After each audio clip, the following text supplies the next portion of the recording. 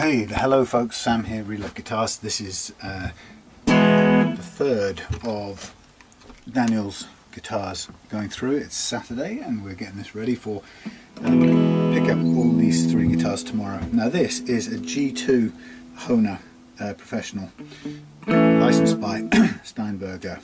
And what you've got here is you've got a familiar looking Hohner or Steinberger style headless guitar with its little leg rest thing, and it's a set necked thing. You can see how tiny it is. It's really small, and this one has a fixed JCustom headless research unit, fixed bridge unit on here, and it features double-ended strings, so you have a very small amount of real estate here for the string fixing, which is great. You can get a converter for this that sits on top. It's about an extra centimetre thick, but it gives you some little locking nuts for your string ends, and that means you can put the ball end down here where it has to go, and you can use conventional strings. So I think that's a good investment if you've got one of these, but for the purist this is the original thing. And I have to say, I think was it Mike Rutherford? I always remember playing this kind of guitar in Genesis in the 80s. I can't remember anything by Genesis now apart from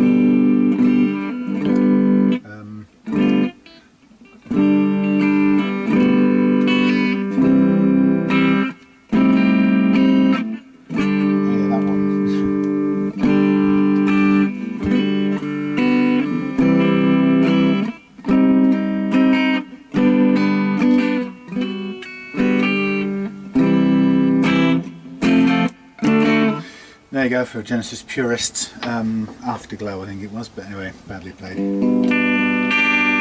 This is kind of very iconic of the 80s. What it has is a master volume, master tone, and it has a single. Why do I always do that? Do you know, I can't carry anything anymore. I'm going to give up. Is it old age or is it some other sinister thing? Yeah, so it's a single pull push switch for coil split, and it splits both the humbuckers at the same time. So you get combinations with two single coils, two humbuckers, neck single, neck humbucker, bridge single, bridge humbucker.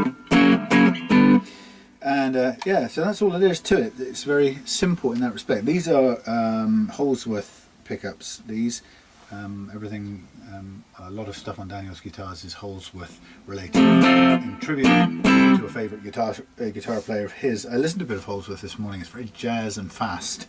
I'm in awe of it. I couldn't play anything he plays, but yeah. So this one's had the tremolo bridge replaced with a kind of metal blocking unit and a metal bespoke or mass-produced, whatever. Yeah, milled, machined plate to kind of make this work. And actually, you know, my first impressions of this guitar is almost everything about it is spot on. So it's really kind of in for just a check over before I think Daniel's going to sell it. I wish I had a bit of spare cash, because I think I would buy it, because it's not as handsome as my oak casters. I mean, some people like it, but look at that beautiful body. Beautiful body there, waiting to be kind of finished off at some point.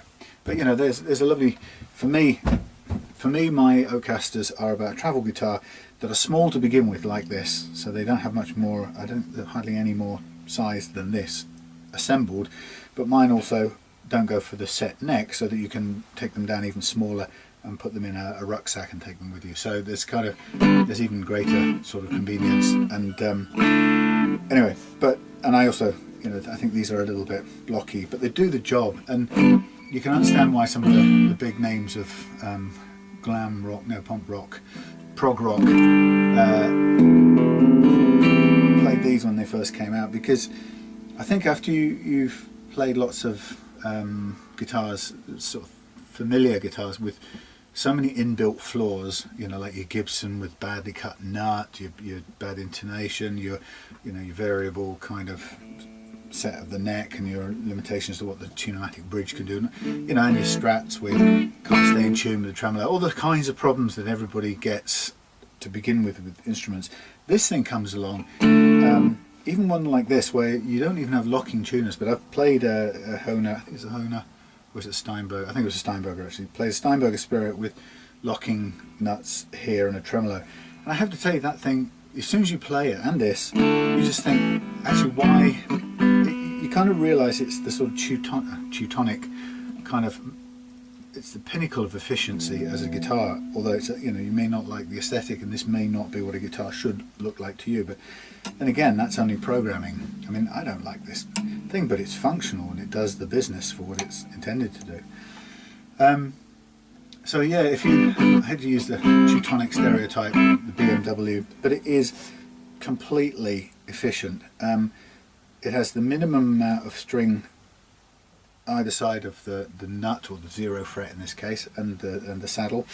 As a result, there's kind of almost no loss of sustain from extraneous string. Here you don't get those bizarre sympathetic frequencies pinging off when the strings on a Strat or a Tele start playing themselves on the other side of the nut, that kind of thing. And certainly like an archtop jazz guitar where the strings go all the way back to here and you lose most of the sustain of the note. So these things just, they do sustain really well, and because they use the 0 fret almost all the time, that sets the first fret action by default. So if you're in the world, it doesn't really apply to me because I set all my guitars for me myself with the ideal first fret action for me. But if you're in a world of second-hand guitars or even off-the-shelf guitars, a 0 fret, when put into your hands amongst all the others lined up in a shop, will suddenly probably stand kind of shoulders above the rest of them, because the geometry sets a default low first fret action. In fact, what it should be, and it's equivalent, believe it or not, providing the gauge of the first or the 0 fret is the same as the others, it's equivalent to basically capoing the guitar and how it feels after that. And it's one of the key things I learned when I first started doing guitars. Anyway, the point being is that you've got this default efficient first fret action, which makes playing it down here a joy. You've got a tunable thing here which forces a cutout, or a rebate, I suppose you could call it. It forces this sort of design where you can get access to these. I never quite was sure why somebody didn't make a kicked up one that allowed us to, you know, and this one has this angle because it wants the strings to come up onto the bridge and therefore have a break angle. But if you machined this so this was literally turning a slight corner, I don't really see why you couldn't, or somehow something that you turn a corner with these adjusters. I mean, it would be much nicer to have those kicked up a bit. Yeah, people would say, okay, they get in the way, but they could still be behind the hands. And if you could adjust them from up here and then do what you want, I would love this. If I use this on one of my next ones, this kind of thing, then I still have to follow the traditional rebate section, even if it's just a gentle cutout, which might be a nicer thing to do, actually, to cut a little bowl, cut and shape a little cavity here that your fingers can go into. You don't need all the space to get to them, but it would take a bit of experimentation to do it. But that's what I'd like to do with my next one. Anyway, the point being is this system is absolutely brilliant, and it's so trouble-free. On this one, all the bits are the right way round. They're actually better quality as well. The ones on the original, or on the carving that I was working on yesterday, were much cruder than this. This seems a more recent bridge, possibly is. Anyway, either which way, it's quite interesting that the bridge is a unit that's been manufactured, I think, with the piezo pickup kind of functionality built in, although this doesn't use it. So, but I think it uses the same pieces as one that could then have those familiar that we saw on the Variax a couple of weeks ago, the one I couldn't get working in the end. But those little saddles are typical of the piezo, and it's kind of the only reason to have these removable things, so that in future you could take those out, you could put the piezo bits under, feed them through to a preamp, and then you got yourself a yet another kind of sound capability. So somebody I saw on a Facebook, no, WordPressy type site this morning talking about what quite an extensive upgrade to their Hohner. When I was looking to see what the gauge of this one was to check whether it was supposed to be the same as the others, that the person kind of concluded that when you have one of these, it really is much more than what's conventionally considered as a travel guitar. And of course that's what I'm aiming to do with my oak casters anyway. It's a travel guitar. It tends to be quite gimmicky, and in my experience quite often they seem to sacrifice tone and playability and kind of rock and roll credibility or performance ability for the gimmickry of its fold upness or whatever else it does. This doesn't, and as the guy mentioned on his site, you know, when he adjusted it and put in the pickups that really worked for him, and now you could see the potential, if you really wanted to add the piezo thing in for acoustic type tones or whatever else that can do.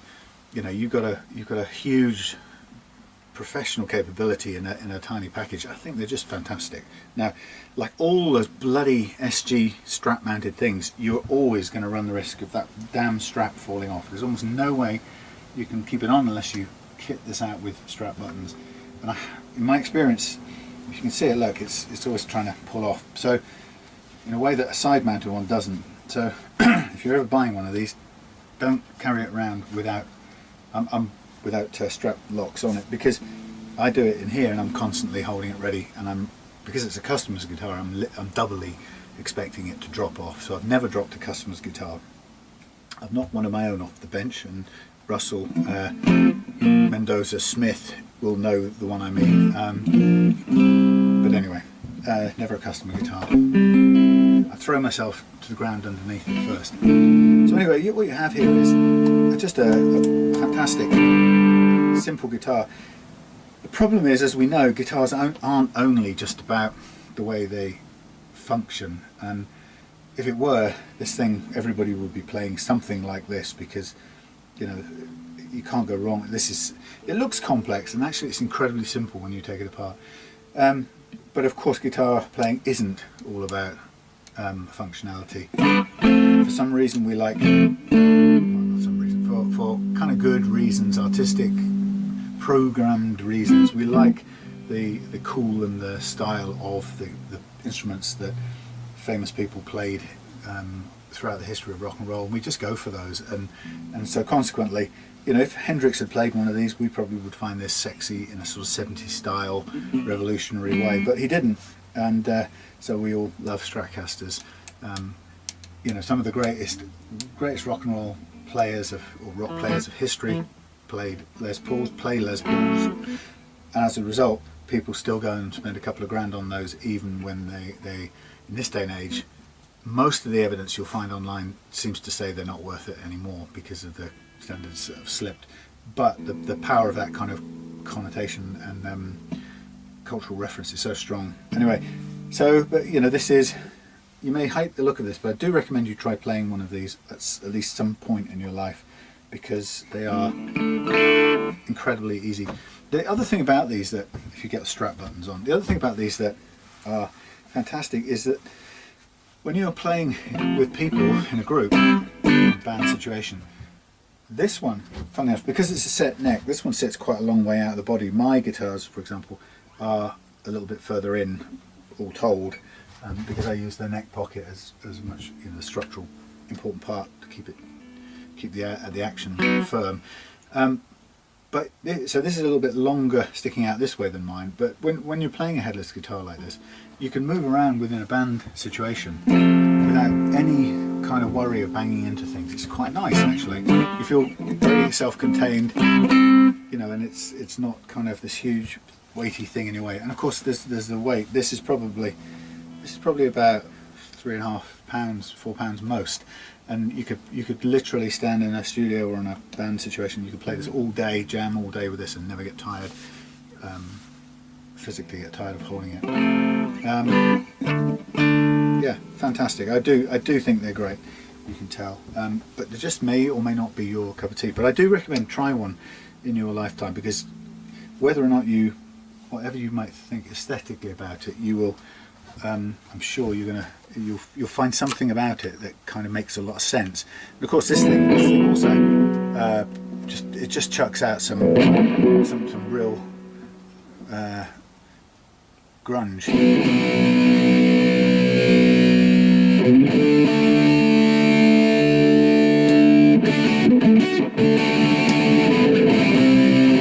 Actually, good quality crunch. The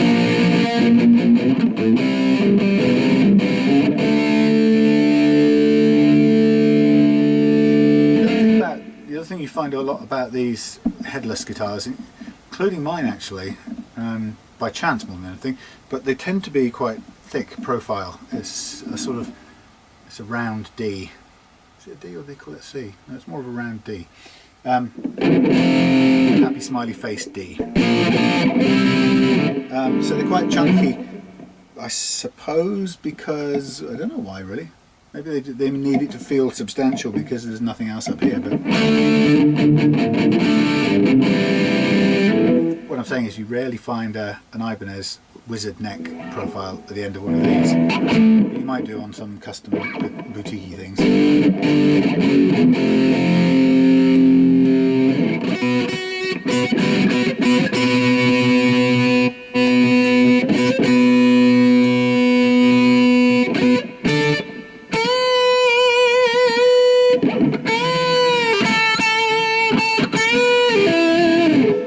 Now this guitar has been like the other two in this weekend's work, which has been quite an interesting situation for me.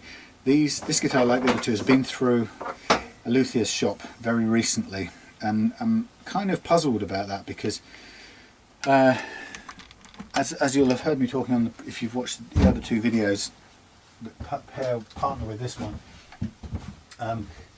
what both of my setups on those other two guitars have demonstrated is that the frets weren't level, certainly amongst other few little things, but the frets certainly weren't level on the other two guitars, and part of what I did was to level them and free up a load of notes which were dead. On the other one, on the Carvin, the saddles were back to front, which would be, because of the nature of the little hill that the crest they roll over, the strings roll over, it would have choked off a bit of the sustain, so it seems to have kind of really cleared that up. So there is this interesting issue that this guitar, like the others, has been refretted recently, and I've got to say, looking at the frets up close, you know, there's two things. Like the refretted Ibanez, the previous person, there are a few marks showing telltale signs of refretting. One of them is where it's a tendency when you've got the thing under the press is you're lining up to press in this fret, and what you do, you bring down the caul, or the insert in the caul, and it's on the press and it's pivoted, and you kind of press it down there to straighten it to the profile, and then you pick it up and then you move along and then you clamp. And the problem is doing that, I've discovered the hard way, that the brass really quickly leaves impressions on here, and so you can often see little tram lines in the wood. This isn't so bad. The Ibanez was particularly pronounced. It was like a tram line down in the middle, pretty much in the middle or somewhere in the middle of every fret. But as a fret job, generally speaking, this is very good, and the frets are nice big jumbo frets, which I love as well. So there's nothing I would complain about, except there is a small flaw in this, and that is that on this guitar there's pinging on the first three. You can hear it. That's pinging on the 0 fret, because the 0 fret is notched or grooved, whichever you want to call it. It's more like notched. But it's happening on all three, and you will hear it when you can hear it where I bend notes. It's a feel thing for me. It annoys me to feel it. Daniel doesn't bend notes. He's not that kind of player, but particularly. But for me, that's a classic example of what happens to the 0 fret, and it's one of the downsides, as I talked about on the other video, of the 0 fret. It has some advantages, obviously, that it sets a really good first fret action by default. Disadvantages being, as you can hear there, within a short period of time it notches, and that notching begins to drive the player mad. If you're me, if you're somebody else, it might not be such a big deal. But the point about this is because the strings are permanently in contact under load on the 0 fret, and because whether you're bending or just doing vibrato, there is a degree of movement constantly. You're kind of moving it a fraction of a millimetre on the spot, and eventually, after not too long, not long enough, it does dig a hole. Interestingly, the wound strings don't do it as much or as quickly, partly because they're probably pound for pound played less overall, just a bit less than the bass strings. I'm just guessing at that, but when you watch players, they use all the fretboard and they use all the notes, but if you added it up, they'd probably use more of the higher notes in total than they do of the bass notes. And also there may be something in the wound quality of the strings. Also the thicker, which may take longer to dig a hole. But these little cheese wires, they clearly are notching. What interested me is that Daniel said this had been recently refretted, and if it had been refretted, I wondered why the rest of these had been replaced but this one hadn't. And if it had at the same time, then I'm astonished at how quickly this is notched. I looked at this very closely under a sort of zoomed camera shot. I took some pictures because to my eye, zoomed in, this end of this 0 fret is a bit not seated properly. So that was the second thing that I noticed about it, and what I was interested to do was just, as with all these things, have a quick look and see just how much or little. Yeah, there's quite a bit above my perfect or ideal playing action. I could feel that on this E. Now, so in a way, the only two things I found wrong with this guitar, playing it wise, was that the notching and the slightly high action. The notching is tracked down to the typical what happens to 0 fret, and the slightly high action on the low E is tracked down to a fret not being seated properly or adequately down there. Now, this is where it comes to what do we do with this guitar, and if Daniel had been keeping it, what I would like to have done with this guitar would be to set a nice low action, check where it challenged the frets, probably change out the first fret and then level all of them together and get a really nice, change out the first fret. You don't really need to level that once it's changed, as long as it's the same gauge, and then we'd restring it, level the frets, get them to play with this nice low action, and job done. We'd have a slightly better action, definitely level frets, and we would have cured the notching and seated this one down better.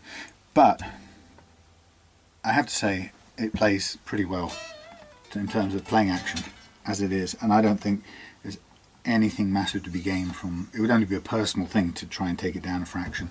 If I check the action now in terms of my normal sort of benchmark, this is a fraction higher than I would personally have it, but it for anybody else, and that's about half a mil higher. Chances are I could even take this down and find ourselves playing without any underlying problems, and I wouldn't necessarily even expect there to be issues. But because it's going to be a seller and not a keeper, I'm not going to do that. That's for some other person to invest time and money in.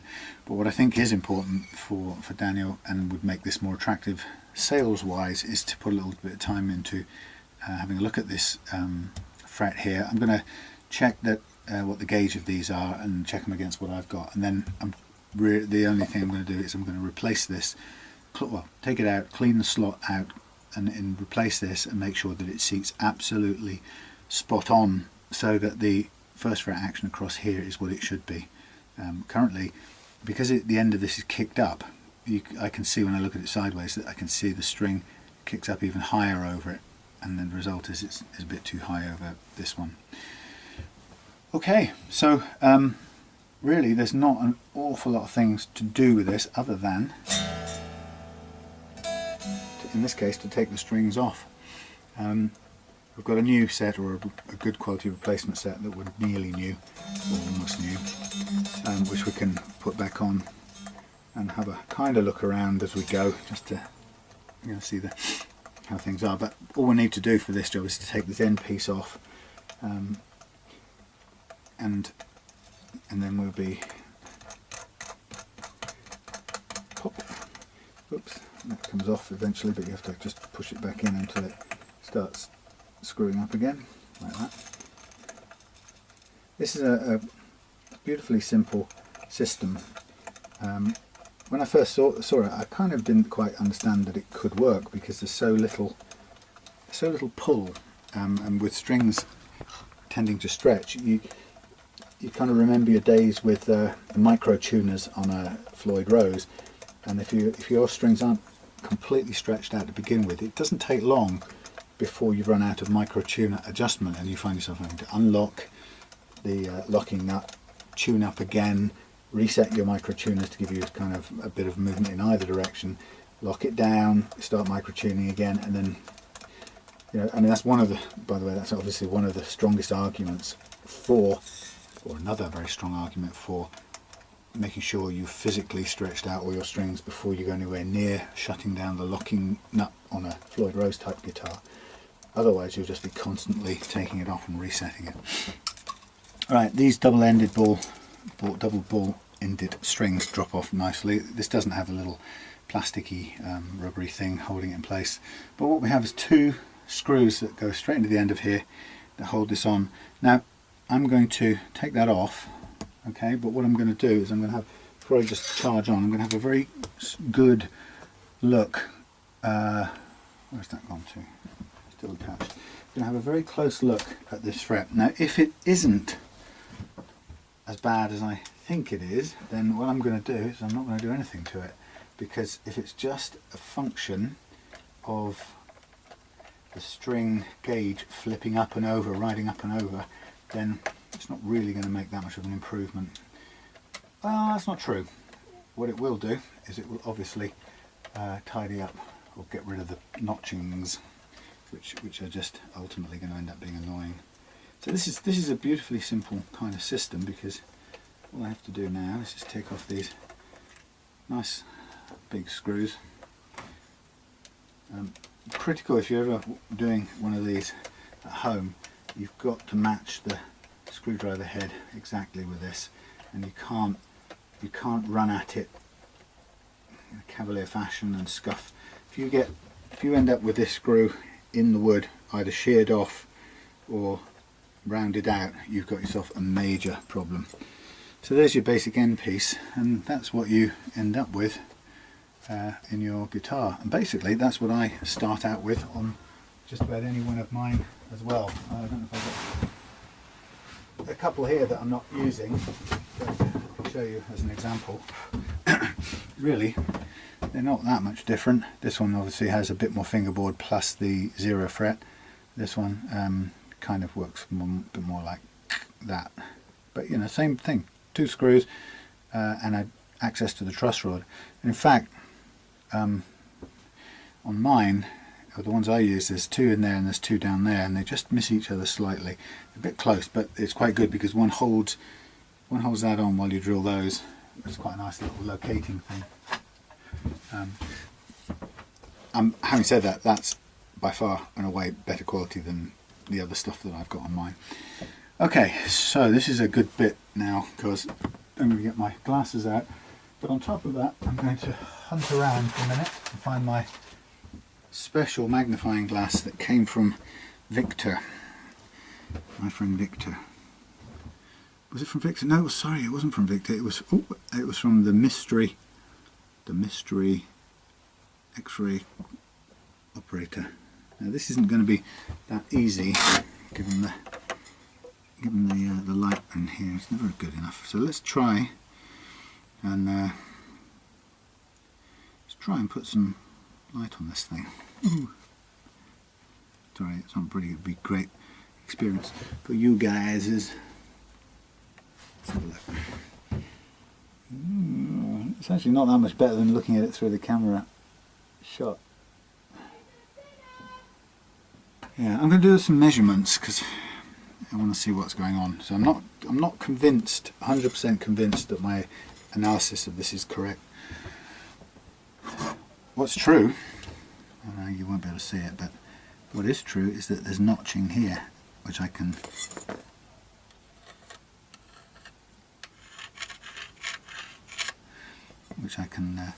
definitely see. But on the other hand, it would be possible, if this isn't as uneven as I think it is, then it would also be possible just to dress this down a tiny fraction anyway, without losing too much, but we could get rid of the scratches.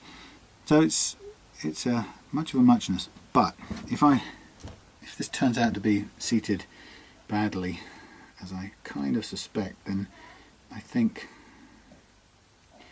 we may be justified in pulling it and replacing it. 153, 182.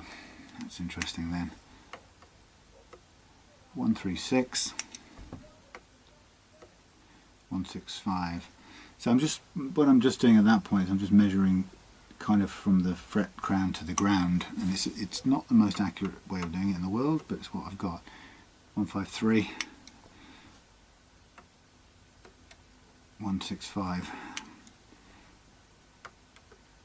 156, 156. That's interesting, isn't it? So we do have some unevenness in here. I mean, I suppose I could do the old-fashioned trick and show you with the fret rocker. Oh my goodness. Sorry a minute.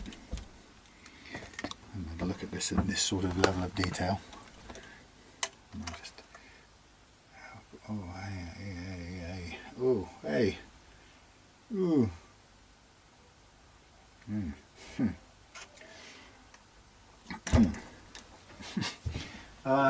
That isn't the world's best reed fret in the world, best ever. Just going to have a look at this a minute.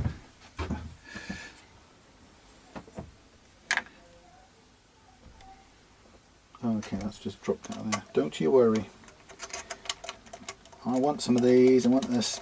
I want a version of this. The Chinese make a version of it, but it always comes with the tremolo, and you have no choice in the matter. You have to dismantle the tremolo yourself if you wish. Okay, this is according to this. And this is why I don't like this thing, you know that. According to this, if you judge by the wood, okay, according to this, as it stands right now, the wood is backbowed, which I'm not entirely sure it is, but it says it is. Oh, good lordy! I'm seeing some gunge.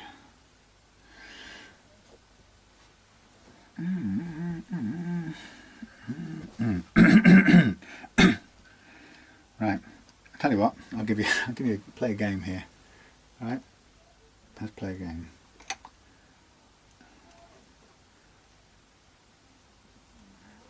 I'll bet you, just by eye, I bet you that one is higher than that one, even with my crude tools.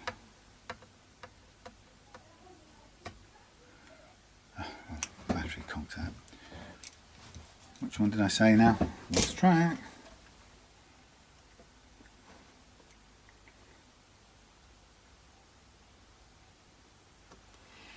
Third fret.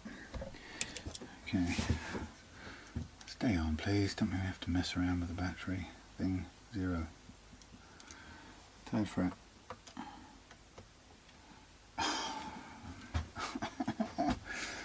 Oh, why is it this happens when you don't want it to happen? Not that you ever want it to happen.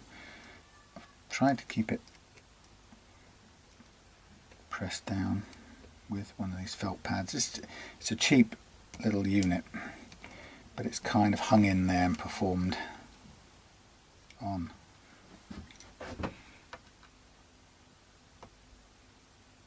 One, it depends on how you rock it. It's very delicate, but okay. 162,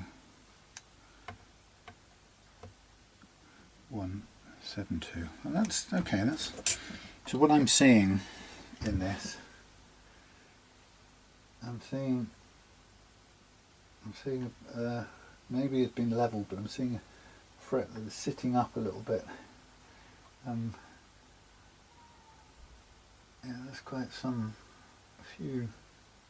It's like this last one here is higher than everything else as well. 179, 170. Yeah, well, difficult to get everything seated perfectly flat as well. So I'm going to keep on sort of looking. Hey, there's nice sunshine out there now.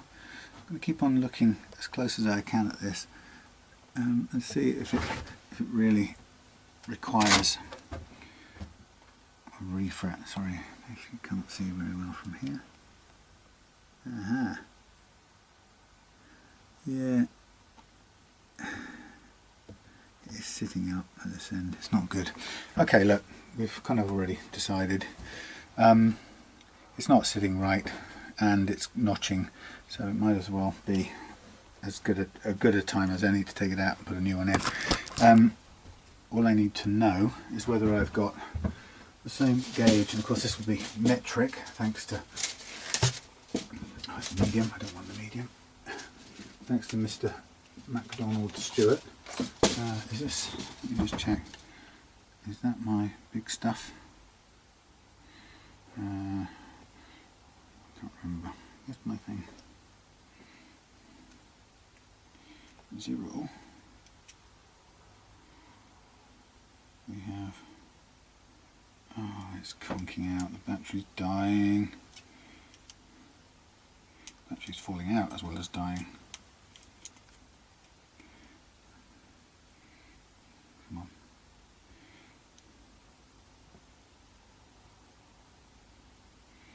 Okay, we've got 316 in total, and we've got 124 according to that, but I don't know if that's true. Hard to see.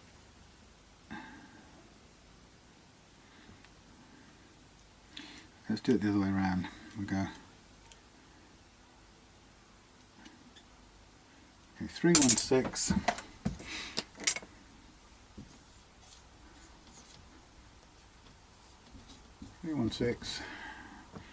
And then we'll try and remove, if I can do it,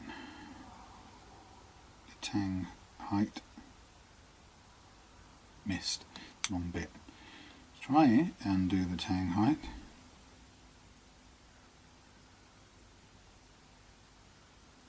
Aha, 114. 4 from 6 is 2, 1 from 1 is nothing. 1 from 3 is 2. Well, according to that,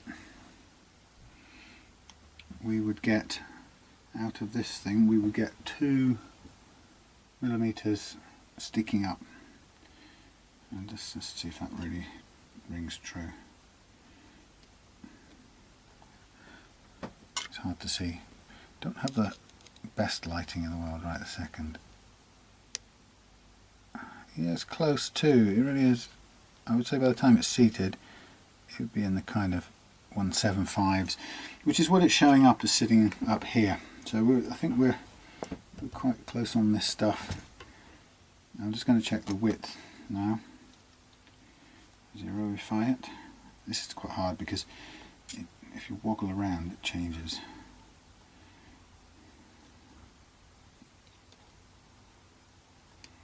Come along. Okay, this is saying about 275, and we are pretty much exactly that on here. Let's just try coming in from the outside. 276. There we go. So standard jumbo, really, or maximum tallest widest jumbo. So I'm comfortable that that's a good match. Now what I just want to do is check the radius of this thing, and it's probably a 12.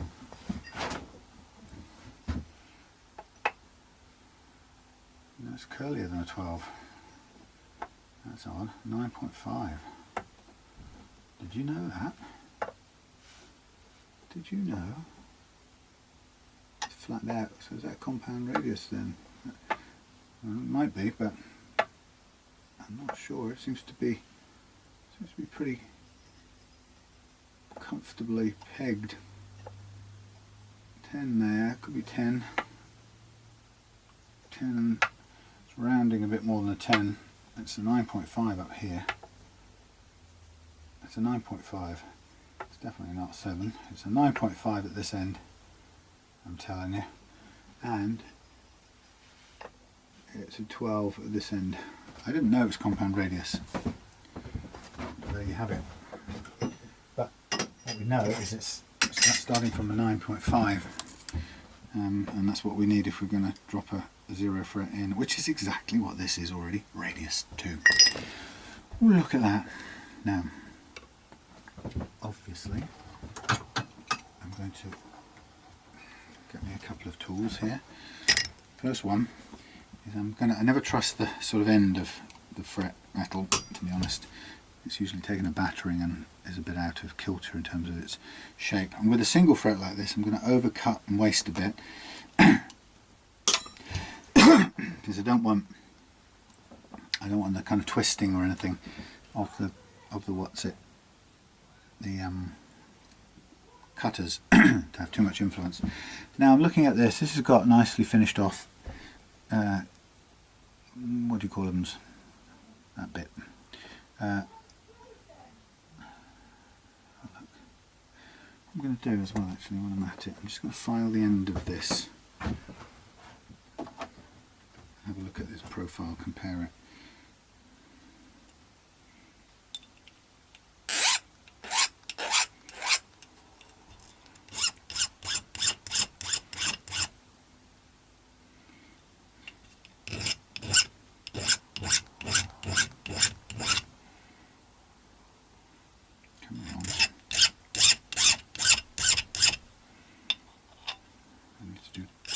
Other direction.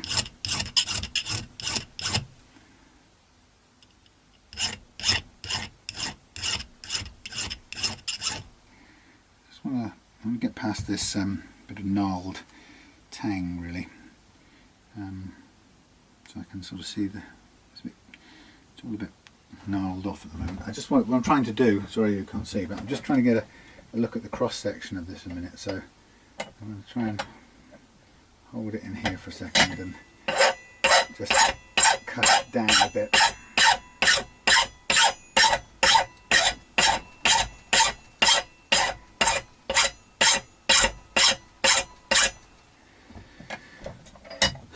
Right, give me a square end profile.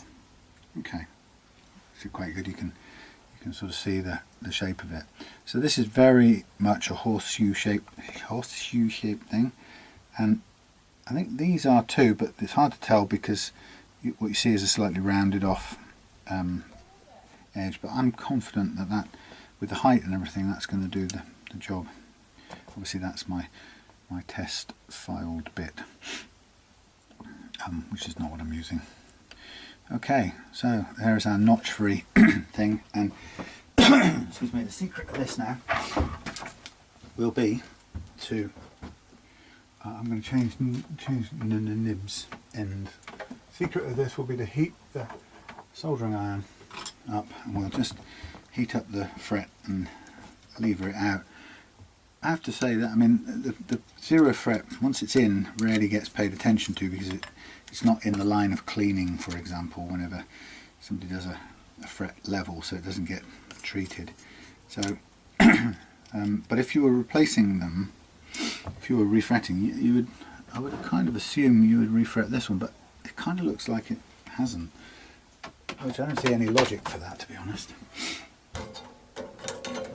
Okay, so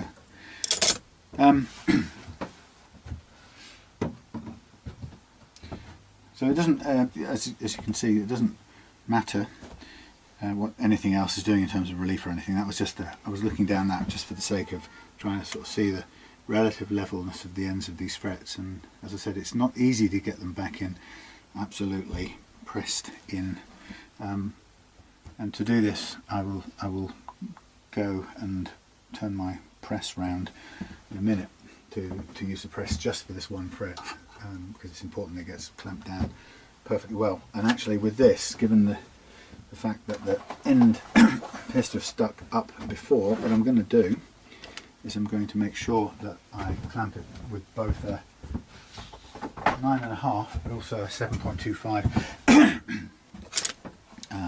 insert, just so I get an extra pressure on the end. And I'm going to use super glue to make sure it stays in its place. But the other thing I've got to just make sure before anything else is that this is cleaned out. And if I'm not confident this is cleaned out, the slot is cleaned out enough to seat this, and that may be what's happened in a previous fretting. Sometimes this is the case. I'm not saying always, but if these, one of the things can cause a fret to stick outwards is is when the slot isn't cleaned out properly, and it can be a real difficult thing to do if you're trying to preserve these end pieces. So for me, the decision would be, if you can't clean it out, then kill the end pieces, and it's much better to fill later with some lacquer and polish back than to kind of accept or go with sort of slightly crunchy, messed up, filled in, cluttered up slots, because it will affect the whole thing, so it won't sit down properly. Okay, so we know, that's just a common sense check, right? We can see that the heights of the frets, in this case, okay, are we've got 141 here, and we've got 166, and we do it a couple more times, and we go 172. So it's depending on how you rock it. So an average of that, getting as vertical as I can, is about 1.5, which is what I said at the beginning. 167. So they're clearly the same gauge of fret. That's the important thing. If this was higher, like it is on my Brian May, you'd get a significantly higher reading. Excuse me. So this is the same gauge as those. There is an option here, and I don't know if I've got it knocking around. I probably do somewhere, of using a stainless steel. And do you know what? I may even have one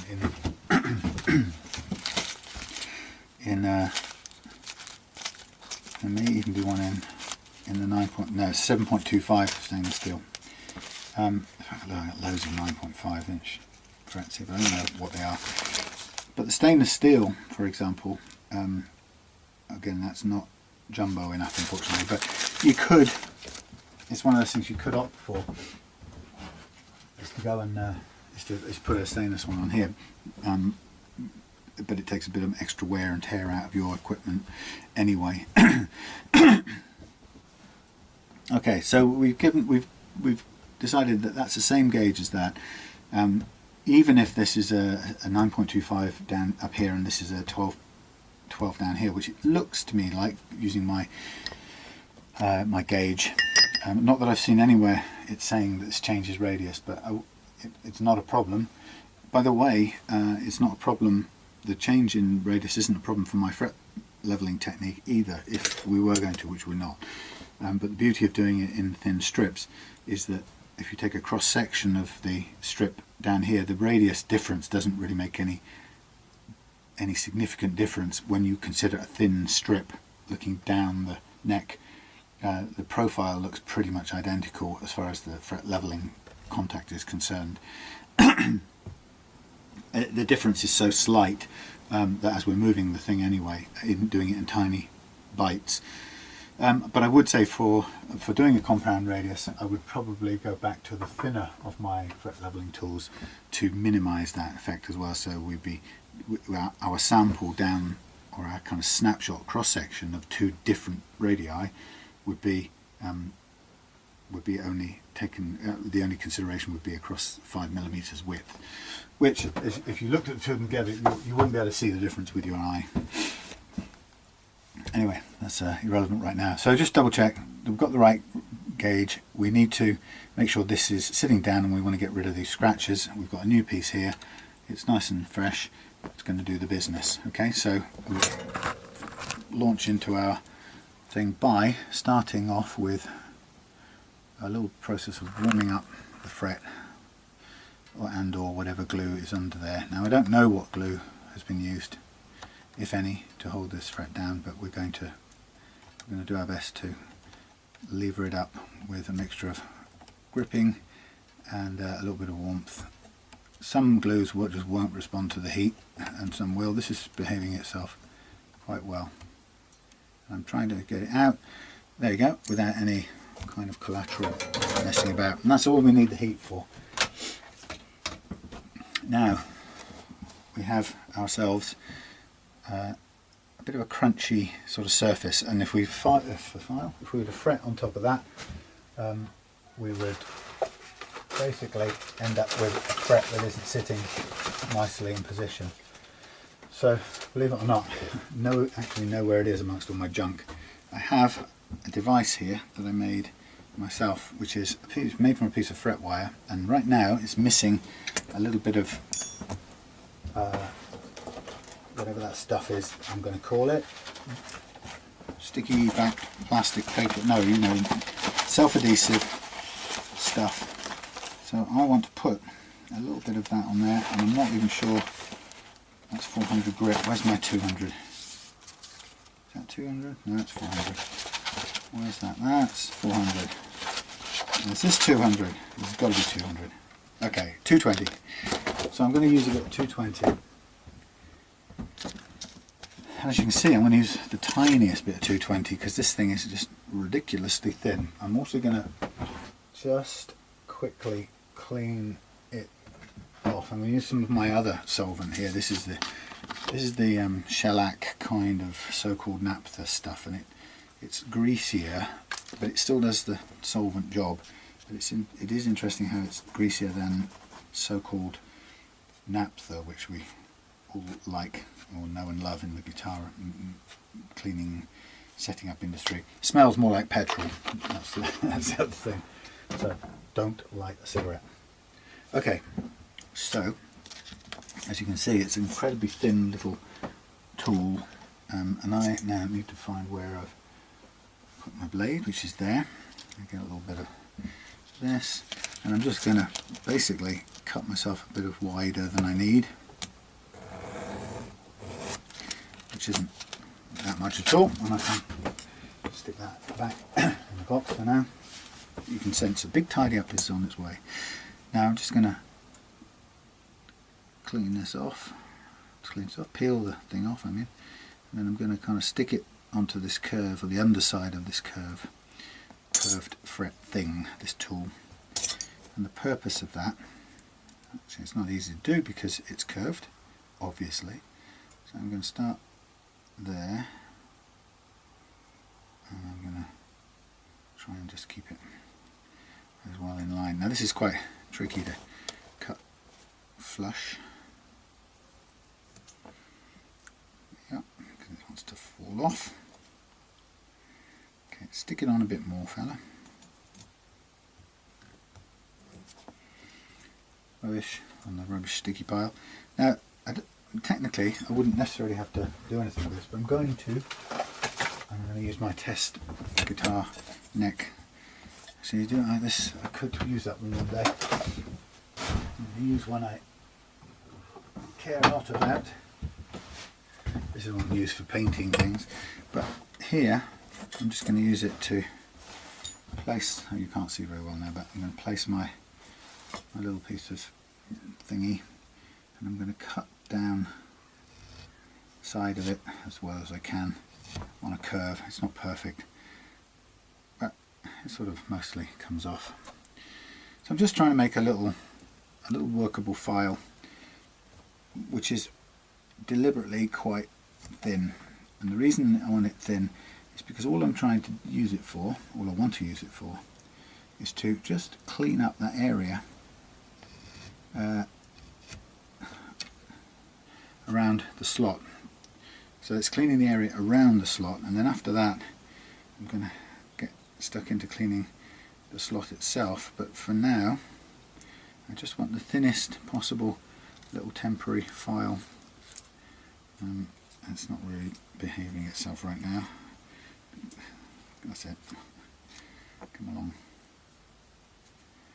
Okay, that'll do for now, right? So you can see I've got this little bendy piece of fret that's doubling as a file. I'm just going to sort of shift this around to where I need it, move things out of the way. Okay, and there's the other blade. It always shows up at the last minute. Now, interesting, I've got a free spinning thing here, and I think it's fallen off one of these. Yes, let's just double check another one. Yep, it has. Very, very lucky to spot that. The little washers come off, so on they go again. Get that back in. There's two, by the looks of it, there's two on each one of these. We've got to get them reconnected and make sure they don't fall off. That's if you ever own one of these, be careful, because that could have disappeared and gone on its travels. In fact, there's two, and one of them, when this drops out, if you're unfortunate, one of them sits held to the outside by probably a bit of oil or grease, or just by luck really. So I'm just going to make sure they're all wound on a little bit, so while we're doing anything, none of the others are going to run the risk of dropping off. This one actually, the end one is a little bit bent, just for your info. I don't know if anyone has noticed that. It doesn't rotate perfectly cleanly. Right, back to reality. So here I have my little tool, and here I have my kind of slightly crunchy fret slot, and I'm just going to try and work over the area of the slot as little, it's not very stable, but as little outside of that as possible. I don't want to kind of make a mess on the fretboard that I have to kind of polish and scrape up. So I'm just trying to use this is probably a bit of a bigger radius than the actual neck is at this point. This is probably a 12-inch radius bit of stuff, fret wire tool. Now I'm going to pay some attention right now to the far edges, because that's clearly, from looking at it on the pictures close up, that's clearly where there's been something obstructing the fret from sitting down properly in the first place. So we don't want to do that again. So I'm just going to switch holds. This is probably easier using it like a two-handed bow saw or something. And now in this case I'm being a little bit less careful, more interested in making sure this is absolutely flat. I'm less worried about the look, I'm much more worried about the seating of this next fret. And I'm going to do a bit of shooting air a minute, so prepare for noise. Okay, and that gives me a fairly good look at where we are. We've got a bit of crunchy stuff in the way, which I'm going to need to kind of just have a feel of what's in the way. And yeah, there's quite a lot in there. It's not a very clean slot. Now, as you can see straight away, there's really not that much access to a fret slot like this, and Schumacher and others, and I think the H&W Woods in Portugal sell tools for cleaning out slots like this, and they I wish every time I come to do this I wish I'd bought one, because this is really not an easy undertaking. And I'm concerned about these end parts really, but this is actually kind of working. I didn't think, this is an old dental thing, and it's actually working better than I thought it would do. Probably going to bend it and destroy it in the process, but actually as long as it gets where I need it to go, I don't mind. I can afford another dental scraper anytime. Okay, so that's improved things, and you can see that we've protected both ends of the thing. Now, because of that, what I'm going to do is I'm going to undercut both ends of the fret. I'm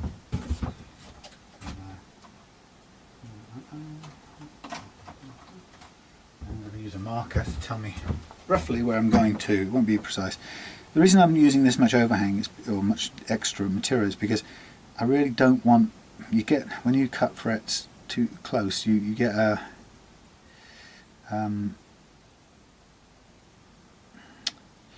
shall I put it, you get a sort of bit of twist going on, and that twist can cost you in the seating correctly. So I'm trying to get this as precise as possible. Now of course I've done this upside down so I can't see what I'm aiming for, so let's just transfer that across. So basically I've marked the extent of the overhang that I want on both sides, and I'm going to cut to that if I can. Sometimes it gets a bit funny when you've got too much length going on, but let's see what we can do.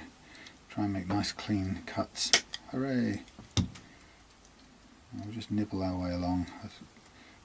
Nope, I hate it when it does that. Well, we've got a bit of room to play, but I hate it. See, that's why. This thing doesn't always do the thing the way you want. But like I said, we've got a fair bit of leeway, so let's try once again. Come on, thank you. And one more cut. This again slices it and pushes it sideways. That's so acceptable, we can live with that. But I might need to just take a file to it and take away if there's any unhelpful burrs and stuff in the way. I'm just going to take a little bit more off. Okay, we're not bad on that.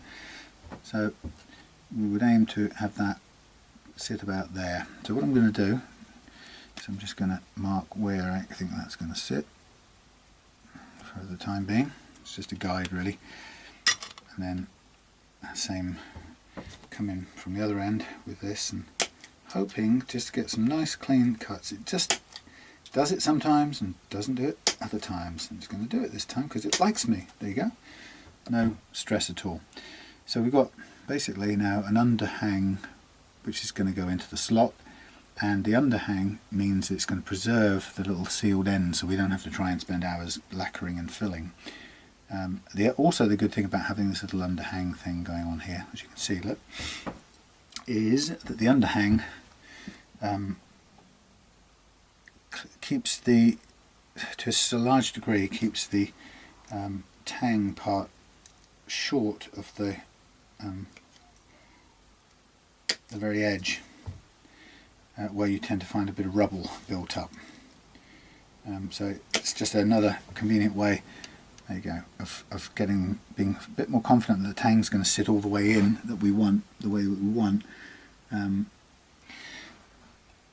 avoiding the sort of pile up of rubble. Because you saw as I was even as I was doing the scraping here, it's sort of guaranteed you're going to avoid the edges because you don't want to bust this little area here. Okay, so having done that, now I can get rid of this piece of tissue. I'm going to snip off. No, I'm going to mark off like I normally do. Let's put that in there where it's happy. There and there. Wait a minute, let's just check something. Okay, mark there and there, and we're about a millimetre outside there and about a millimetre outside there. I don't mind cutting that back. I'm going to take this off.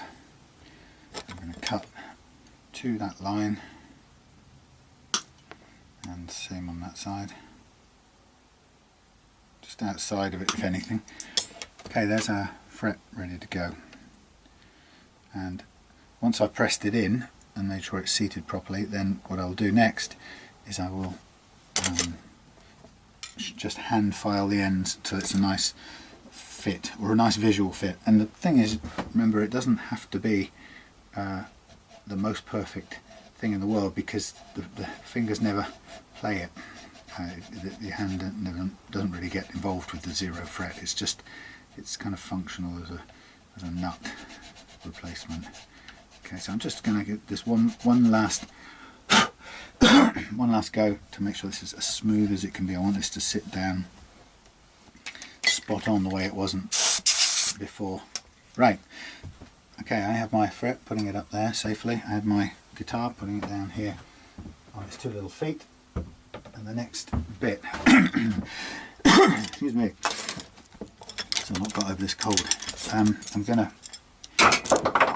throw things on the floor first, and then I'm going to put a couple of things out of the way, just so I'm not got too much stuff. When I say out of the way, I mean I'm going to throw them off to one side, keeping only the things I need to hand. Okay. Don't need this. I almost never use that slotted ruler because my way I do things doesn't really require it. There's not a single point in what I do that requires me to know that the neck is 100% flat. It's just the way it isn't. Right. So, remove this as a bone nut for some other function. Down there. Okay, so this is a heavy. You'd like to see this. You don't want to look at the cloth. This is my very heavy system, and it works really well actually. So I bring it to there. I clamp it down so that I can use force without things flying away. It's not perfectly level, but it doesn't have to be. All I care is that it's going to sit down that way properly. Now we said 9.5, so that's a 6, that's a 9.5, and we want to kind of end up on, but I would like to give it a squeeze with a 7.25 first. So I get rid of this. This has never been actually. I originally meant to drill and tap this thing, but I just sort of stuck it on, and it's pretty much stayed there ever since, and it seems to do the job. Okay, so like I said, 7.25 is going to be my first squeeze to make sure the ends stick down. So I'm going to stick that in. Now, the alert people amongst you, this thing is not good, I've got to change that as well. The alert people amongst you will recognise that that may leave the top of the crown, the centre of the radius sticking up. So then I'm going to come back with the 12-inch and go squish it down. Right, now this is a little bit more something or other, because I'm going to need to do a bit of propping up and throwing more things on the floor. So think about it, I've got to lift up the Hohner to a point where it runs. I want it to run into this thing nice and smoothly, so I can just get a good bite on that. So you can see that I have to get at least that much stuff, and I'm just going to see if you press down on there. Actually, that's pretty doable. So that's not a bad, simple solution. It's all very kind of makeshift, but I can see that I can press down on that without too much stress. Technically, it's going to try and lift that up. If I hold that still and press that, it's lifting the neck. So, to be absolutely precise, the simplest way to do it would be to put a bit of cloth under there, which will lift it a bit, and also watchify it, protect it. So it's giving it a bit of a lift and a bit of a protection. The feel. Turn it to kind of face it. Dangle things along. So again, let's just think of this. Yeah, we're still about that short. So I'm going to stack it out with something else. Thinks to himself, where's my bit? It's of wood. Okay, a bit of maple. Here's a bit of maple. Let's use a bit of maple. Let's put it at the bottom of the pile.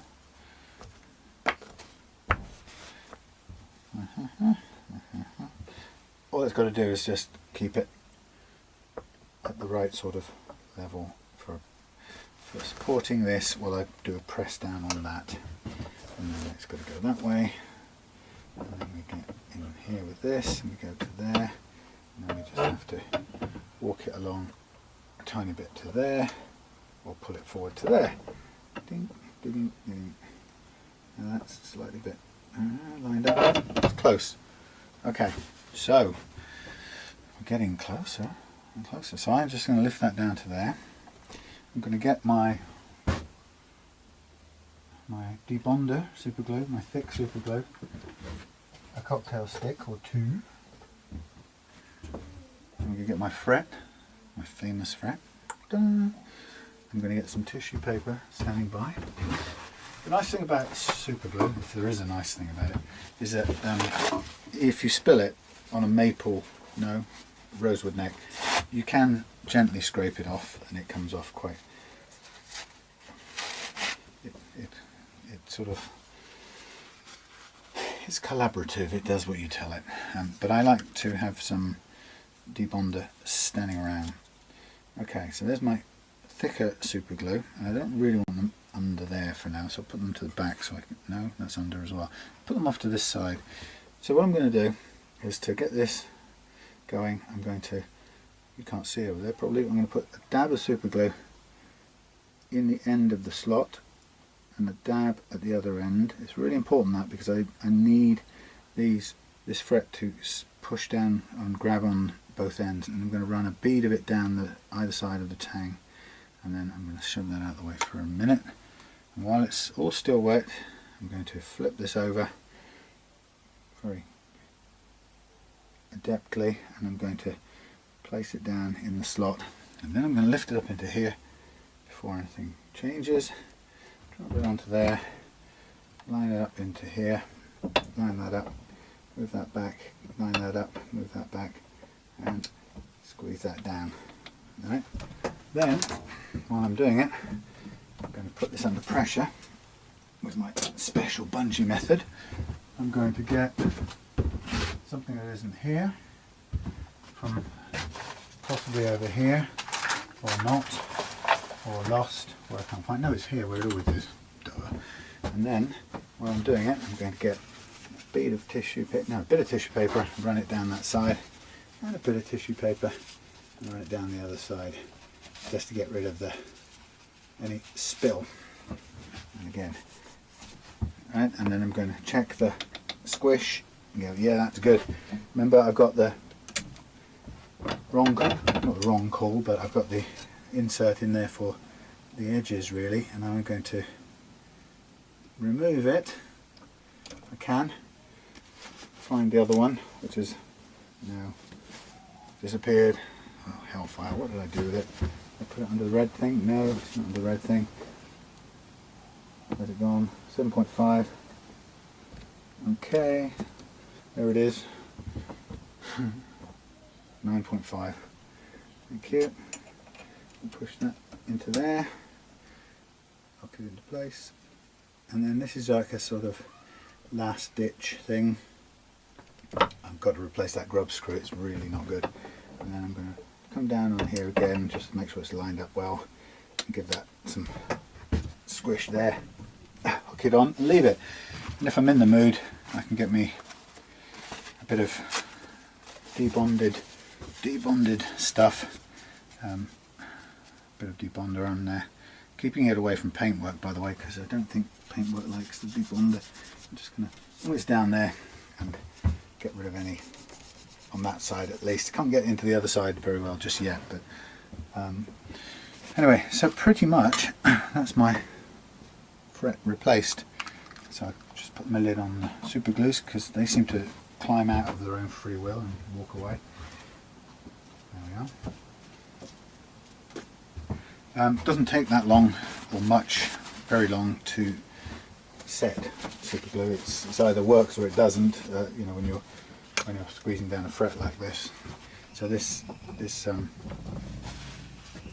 bungee rope is a really good thing, because if you're really worried about it, you could leave it there for a while and go off and do something else. But it's either going to be done at this stage or it isn't. Hang that over there. That was good. Remove that from there. And then the thing to do is we're just checking, is this sucker on the way it should be, and the way it wasn't before. And removing a little bit, that is much better. That is so way better. I'll take some close-up pictures to show you, but it's a real improvement.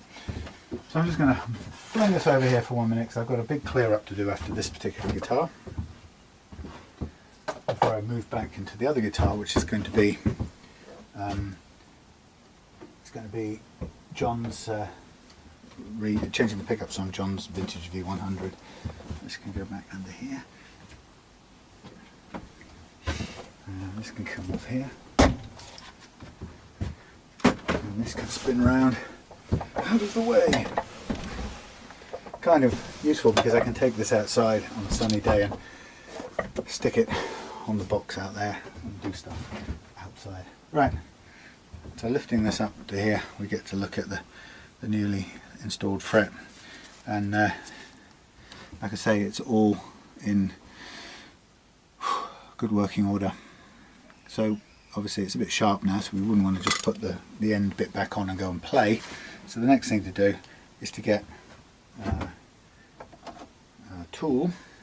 Could be this one. I'm not sure if I normally like to use this one because it's so wide. You have to be very careful not to tilt it over and hit the wood, but you can do it that way, slowly but surely. So it's just a matter of working it away. This is kind of hidden out of the way, but if you want to clear up any leftover super glue there, you can with just a little bit of a working with the blade. It's probably easier than shoving loads of debonder on there. And the reason I tend to keep that to a minimum is because, in a way, of all the things you don't want is to chuck loads of debonder and anywhere near the fixture you just made. You want that really to be glue and nothing but glue. Now what I can do, just for the sake of protecting this a little bit, I don't know where it's gone. There we go. It's gone for a walk. Probably fallen down the back. Maybe, or maybe chucked under here somewhere. Right, I do need to clean up. It's official. Okay, I've got a bit lying around. It might be just a good idea to use a bit of this as a sort of protection. It's not the best trick in the world, but if I really, it's horrible to have gone to the trouble of putting a new fret on and then finding myself mashing up the rosewood whilst trying to just take it down. Because you don't need to go too far with this, you just need it low enough to take another file to it.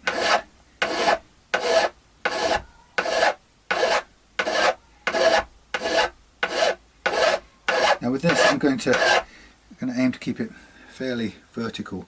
I don't want to put too much of a slant on it because I want the string seating on it, not slipping off the side. And because it doesn't come into contact with the fingers, there's no incentive to try and roll it under, if you see what I mean. I'm not sure. Yeah, it doesn't need to be on a beveled slant to avoid the fingers feeling it, because they're not going to. So I'll just do the same on the other side with a bit of hopefully protective stuff. Again, sorry you won't be able to see this bit very well because I just need to hold it in such a way that I can do it. So there you go. Imagine what I'm doing. It's definitely not made for TV, this bit. And it's quite good because as soon as it hits the Gorilla Tape I can see it scuff it up, but we know we're sort of getting close to the mark. Okay, now I can get this stuff off pretty quickly and easily. Okay, so there you go, there's our freshly laid 0 fret. There's still a little bit of filing, fine-tuned filing to do, which I'll switch to smaller files. Again, this is a bit, what's the word, undignified. It just ends up whatever way I can get to it to do what's necessary. And it's just I'm just going to work it away until it's flush with the lacquer. And it will probably, by definition, just run into the lacquer a little bit. It's almost impossible to avoid it. Like I said, remember that more than anything, that the fingers don't get to this place. What matters most is we've got a nice kind of end fill there, which we have, and then I'll also just take off any of the, it's taken a little flake off. That was really good. A little thin flake came off there, so I'm just going to, actually I'll do it with this one, just going to round this off so it hasn't got any obvious sharp edges on it, and then I'll sort of tidy up with this one. Just go around it again, and then it feels pretty good right now. That's much flatter than it was. There's no muck caught under there, which there was before. This one, again, I'm holding it in whatever way I can hold it. It's not dignified. I'm going to kind of try and wear down the overhanging bit slowly-ish.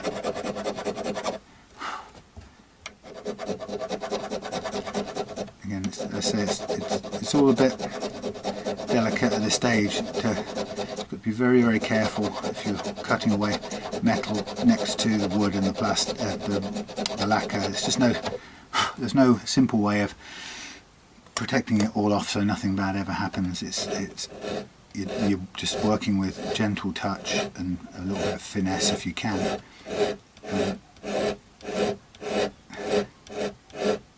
I'm just trying to smooth this back as flush to the fingerboard lacquer as I possibly can, and you can hear it just touches the fingerboard there, or the lacquer I should say, and then I can do the same thing on this side, just round off a little bit.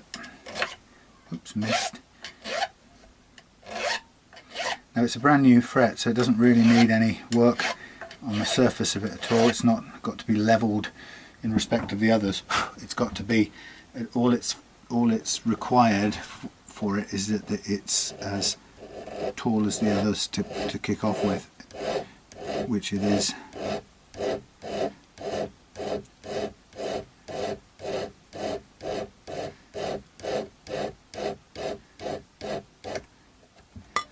So a feel of that.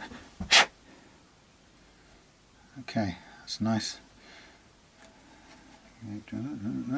This one, you may touch this one. There's a very slight chance of feeling this one, so I'm going to do everything in my power to round this one off right now so that any touch of it is soft.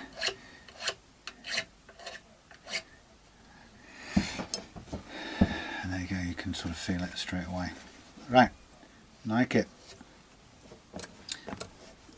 Thingy free, what do you call it, free, what's that word, notch free, notch free. Okay, and we've got our two things to put back on, and this one is, I'll put these double ball ends, I'll kind of have them spares out of the way, but they're not really much good for anything other than killing Nazi sentries, like in the Boy's Own Wartime Story. The key important thing now, really careful thing, is I'm just going to basically push this against the back wall, because I've now got a job to get these screws back in such a way that they go in perfectly without any mess or stripping of the threads or anything bad. Just getting rid of a bit of excess glue there. This thing to look as beautiful as it can for the cameras in a minute.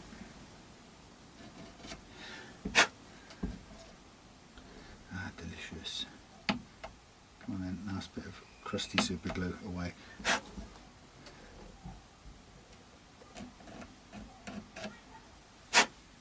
Yeah. Right, so this is where I'm probably going to not be able to see a damn thing. So I get this little fella on the end of there. Okay, then I get this little fella in there, and I start the doing up thing. I just feel, I'll run it in gently to begin with, make sure it's sort of in, and then move to the other one. And it's the old garden deck approach, you know, start loose, firm up as you go along. Now how this sits on these guitars is always a function of how the end nut is cut, and I have to tell you, on this one it's not perfect, but it's okay. But there's a little bit of an air gap that's okay because it's not pushing it in the wrong way, but it's still a little air gap. What you don't want is this thing to kind of end up pushing against the 0 fret. That wouldn't be good news. I'm just going to push this back against there again so I can get some force on it to ensure that the screw goes in nicely without any risk of stripping or snapping. Now this one is in nicely.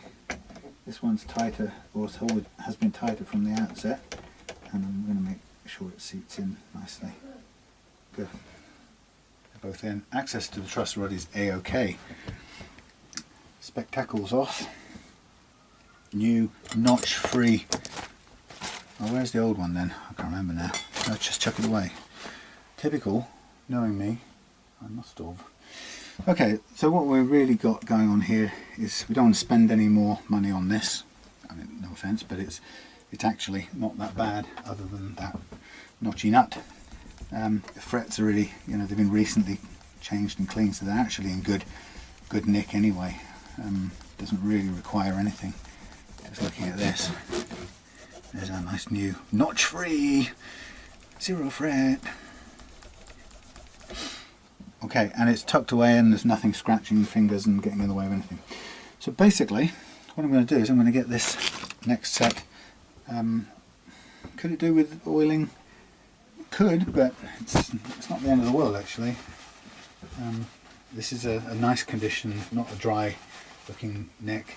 Sometimes you just, you know, you can do it as a sort of refresher, but it's not automatic that it always needs it. The wood looks in good condition. You'll see when the wood's been stripped out of its oils, either by cleaning or some other thing, and then it's kind of, it really does benefit from an oiling. This is, it's actually picking up a lot of dirt or something. I don't quite know what that is, but a lot of dirt from. Okay. It's coming back to me. It's all coming back to me. Daniel, black fingers. Do you remember? Do you remember? Yes, black fingers. Daniel said, "Why is this thing giving me black fingers?" Right, I'll tell you something now. Okay, let's do something else. Stop. Rub, rub, rub. Right, Daniel, black fingers. Look, your name isn't Daniel Blackfinger, but Daniel, I'm going to strip that oil out and start again. What we're going to do is we're going to take this solventy stuff and I'm going to rub the hell out of these frets, and I'm going to get some paper and I'm going to give it clean as we go. Now this is, luckily you can't smell this because this does have a petrol-y smell, but it does the job, and you can see it's lifting some grime as we go. Right now, Daniel had told me that I didn't know which guitar it was, but he picked up one of these guitars after its service and setup, and his fingers went black, and it really pissed him off. And I think it might be, I would guess that it might have been this one, judging by the gunge that was coming off just then when I was oiling it. So what I'm going to do, as what I'm doing, is I'm just going through back over this with some this solvent, this basically equivalent. I think it's just called petroleum ether, but it's a naphtha equivalent, and I'm going over it as hard as I can. And the idea is to get as much of that surface grime off in this pass as I can, so that I can put some oil on it.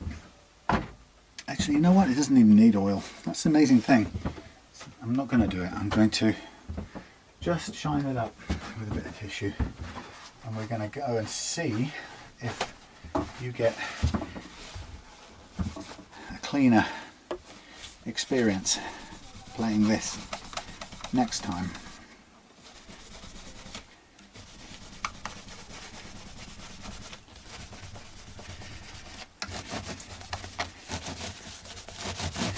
That looks absolutely fine to me without any extra oil. Right, a set of sort of almost brand new strings ready for reuse, and I'm going to sort of work my way visually through them. No, that isn't good. This one's got caught up in there. I hate strings when they do this. Oh, sorry, I hate it when strings do that. Do this. Right.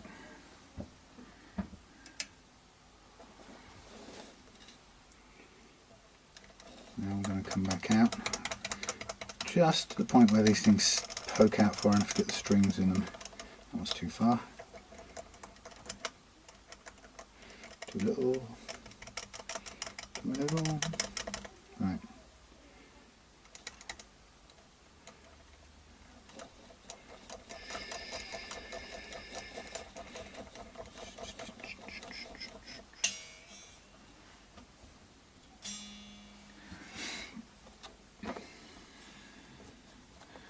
Third, where's the third?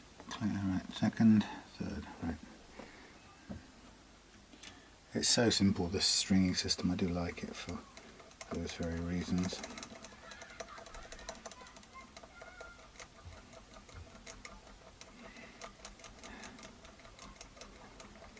If it wasn't a couple £100, I'd probably be all over one of these.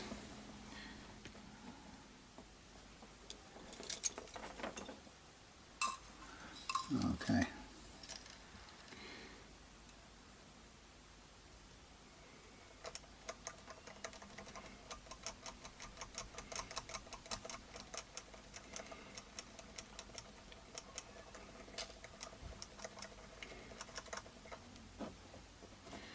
One, two, and three.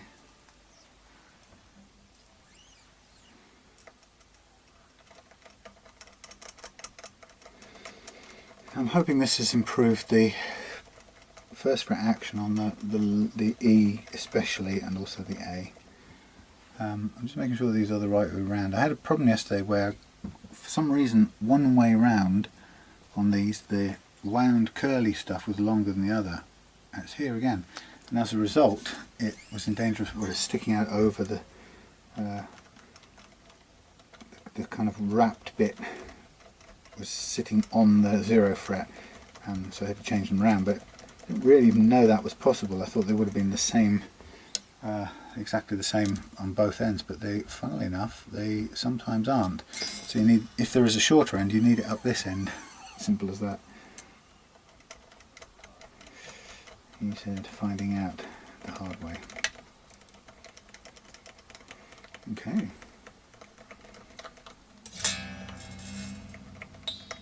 Ping, twang, boom.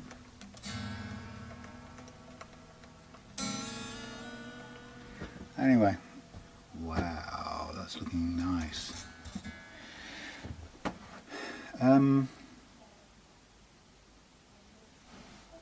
Yeah. Okay, let's get a note.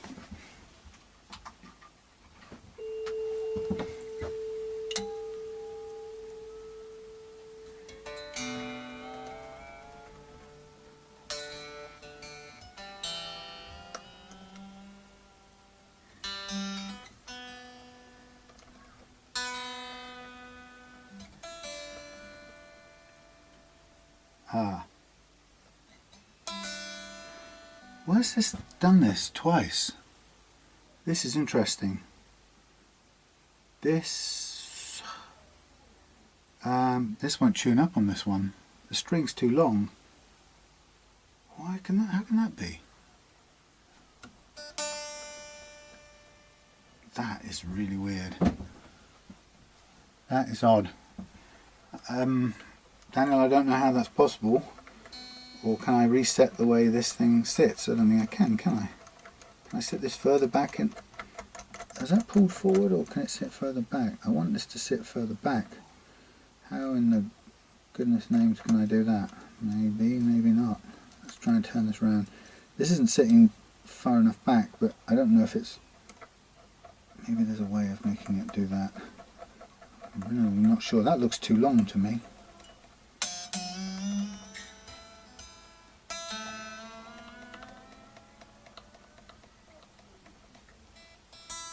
Just get there. Whew! Little things you find out, but that is way too far back in the thing.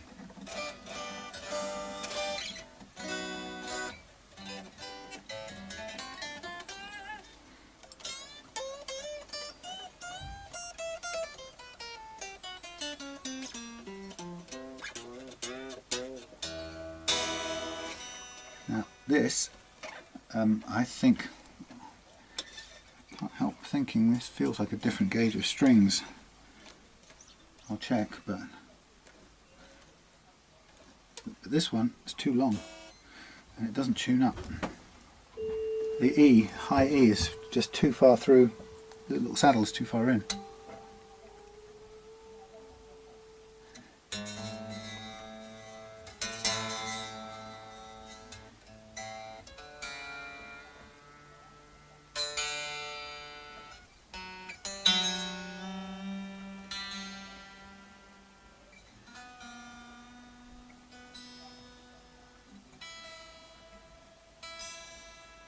Thank goodness we got there, but it's not right compared to the others.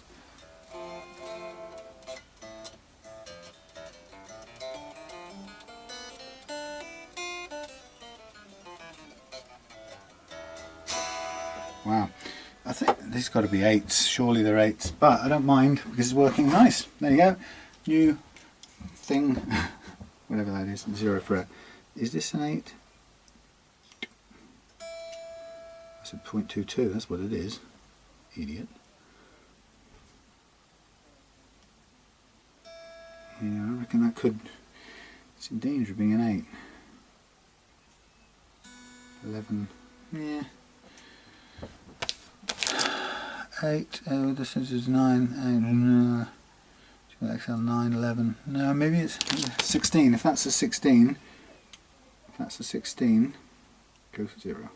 That's a 16, then maybe it is the 9s. Yeah, 16. Okay, so it's 9s. Very light feeling. Feels much lighter than before.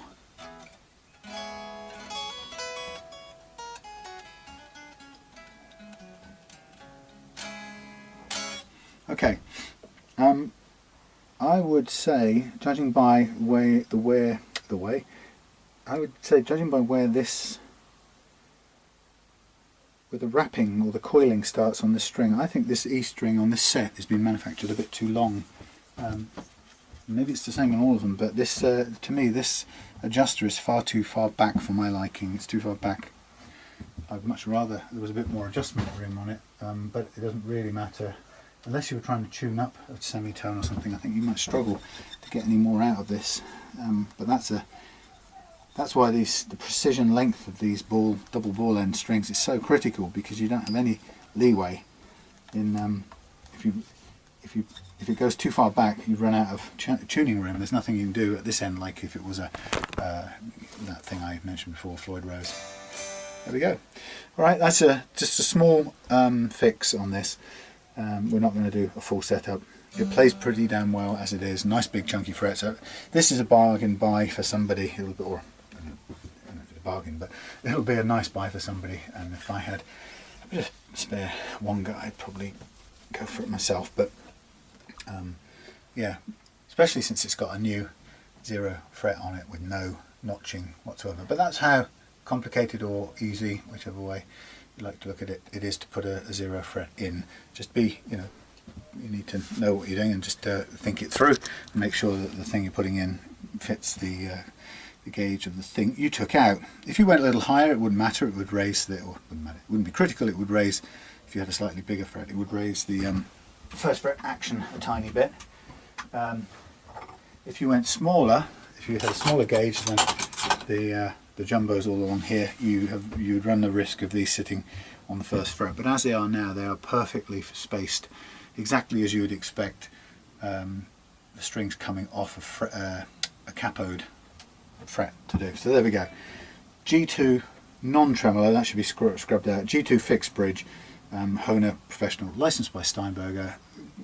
All you could want in a headless travel guitar, except that it doesn't break down into two even smaller pieces like mine do. But there you go. Plug over. Hope that was a little interesting for what it was. See you again soon.